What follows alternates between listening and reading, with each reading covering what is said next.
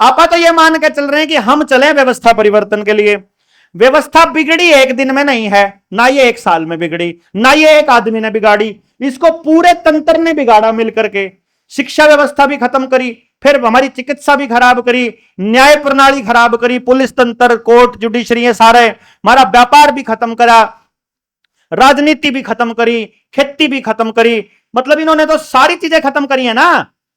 तो इसका मतलब अगर व्यवस्था दोबारा से स्थापित करनी है तो खेती, धर्म, न्याय, राजनीति, शिक्षा, स्वास्थ्य, रोटी, बेटी, माटी, जल, जंगल, जमीन, जानवर, इन सब पे चर्चा करनी पड़ेगी। मैं तो सबका एक्सपर्ट नहीं हूं, मैं तो सारी बातें जो है अच्छी तरह से नहीं जानता हूं, लेकिन जो जानते हैं वो तो आ सकते हैं निकल के। क्यों भाई, जिन लोगों ने अपनी जिंदगी में तप कर रखा है उनको पता चल जाए कि ये कुछ पागल लोग इसी तरह से काम करना चाहते हैं, वो निकल के आएंगे अपने आप से। ये इसलिए हमने प्लान किया है कि हम अगले 1 साल तक और सिर्फ बोलेंगे।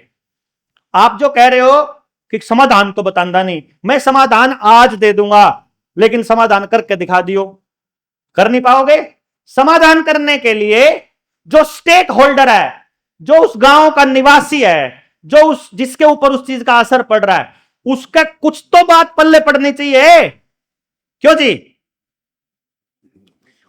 उसने तो पता नहीं आप करना क्या चाहते हो, और आप ठेका ले रहे सारी दुनिया का। जिसकी जिंदगी आप बदलना चाहते हो उसको मालूम ही नहीं है। और भाई मेरे पास तो जो बच्चों की काउंसलिंग को लेकर के पेरेंट्स आते हैं, तो जो भी पेरेंट आता है वो इस उम्मीद में आता है कि भाई जो काउंसलिंग होगी तो हमारी जिंदगी न्यू बदल जाएगी। मैं पहले ही दिन काउंसलिंग में उसको एक बात बोलता हूं कि भाई बात सुन लो, अगर आप वैसे काम करोगे जैसे मैं बता रहा हूं, जिंदगी 100% बदलेगी, जिंदगी बढ़िया के लिए बदलेगी। लेकिन बदलने में कम से कम आपको वो बदलाव दिखने में आपको कम से कम 1 साल या 2 साल का समय चाहिए। आपके पास इतना सब्र है तो मैं काउंसलिंग चालू करता हूं, नहीं तो अपनी अपॉइंटमेंट की फीस पकड़ और अपना रास्ता देख। क्योंकि आप करेंगे नहीं तब तक थोड़ी बदलाव होगा।